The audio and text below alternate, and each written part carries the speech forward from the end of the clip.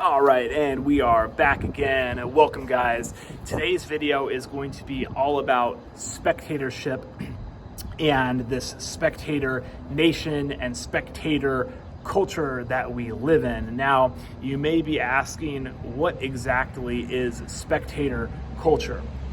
Well, let me just throw out a couple of quick examples to kind of paint the spectator picture, so to speak. So spectatorship is essentially watching someone else perform something, whatever that may be. So sports, watching sports on TV, social media, like watching the travel influencer go around to different countries, watching the exercise influencer working out at the gym. And keep in mind, when you're doing the spectatorship, generally you're sitting lethargic on the couch at home.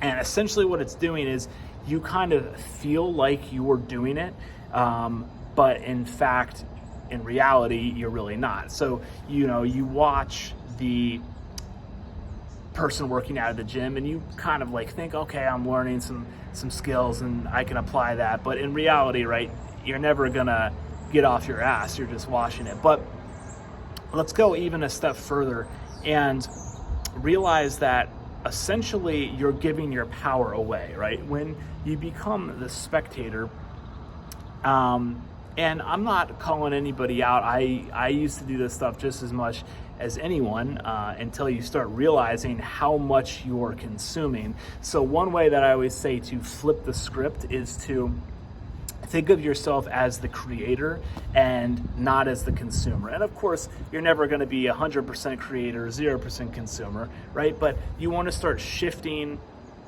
the ratio so that you're more on the creator side and less on the consumer side.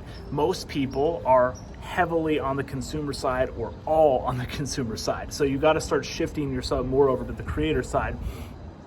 And that's what really builds your authentic self and your core self. Because what is happening with spectator culture is that you're giving all your glory and all your power away. You're saying, I'm just going to watch someone else do this.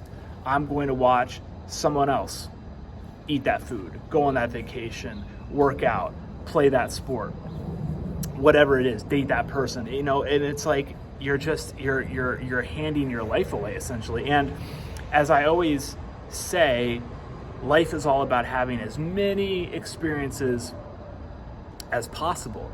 And while you get this illusion like you're having a lot of experiences when you're constantly consuming, and believe me, you're addicted on that dopamine, right? You're addicted on swiping on that Instagram story and getting that quick little hit, and then swiping to the next person and seeing what they're doing and getting that little dopamine hit. And it's just that constant pinging, that constant looking around what other people are doing.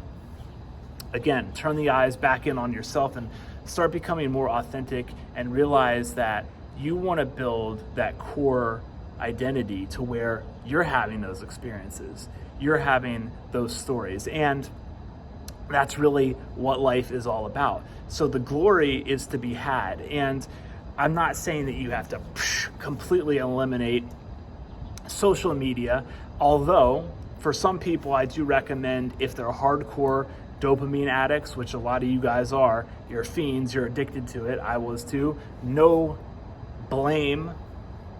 But if you are hardcore with the spectator addiction, you may want to just cut it out altogether for a period of time, several weeks, several months, and just completely, and then you can again reintroduce it little bit by little bit. But begin to realize, where am I giving away my power? Where am I looking to other people? Where am I engaging in this spectatorship? Where am I doing this? And you'll start realizing that by engaging in spectatorship, you really aren't cultivating a lot of the skills and a lot of the core characteristics that you want. And what you're doing is you're constantly looking to other people to do things, right? So you're constantly looking to other people. And just on a side note here, it's devastating for your kind of psychological and mental health, because then not only are you giving all your power away, but you're constantly basically judging your life as a failure because you're seeing all these other people engage in these cool, fun things, via social media or what have you. And then you feel like you're down here, you feel like they're up here. And so now you feel super, super low, not good about yourself. And then, you just end up looping and looping. And so it really can be quite disastrous, to say the least, if you don't get this stuff handled. So get this stuff handled. And it's an upward battle. It's an upward fight up the hill, because all the society is built so that you have it as easy as possible. And while I love modern day society and it's great, and I think technology is awesome, and I love social media, and I love Netflix just as much as the next person, but you have to realize that you want to use these things as little bits of fun and entertainment, and then you go about your day being the badass, becoming the leader,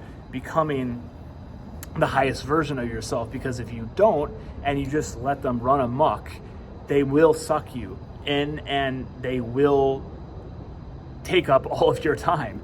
And they're designed like that, right? These social media companies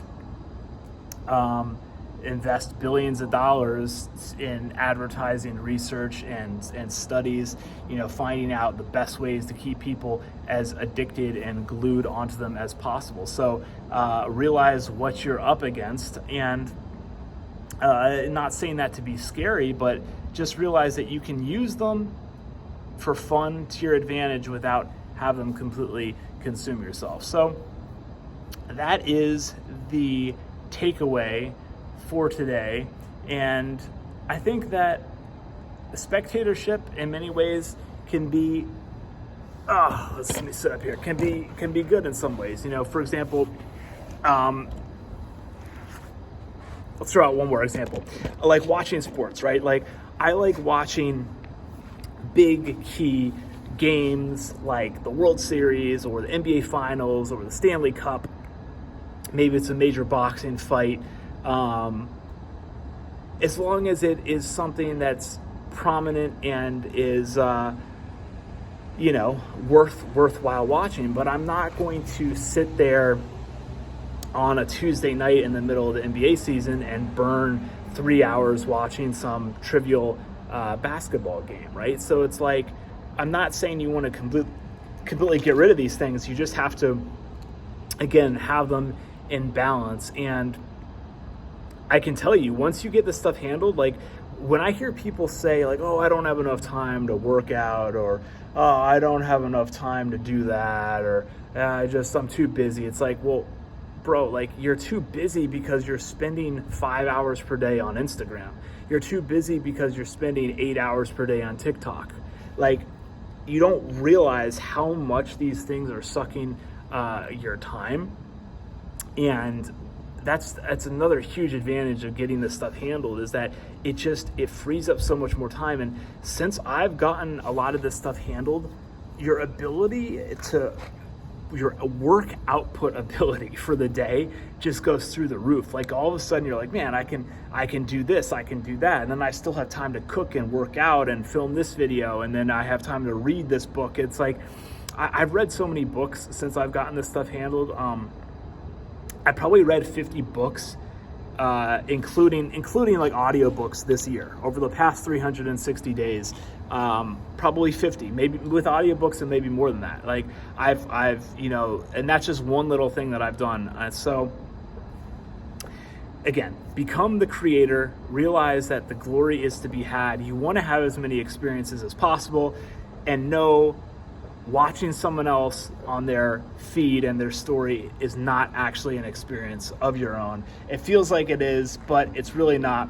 So get this stuff handled. I want the best for all you guys. I'll be back very, very soon with many more videos. And like always, I love you guys, and we will talk very, very soon.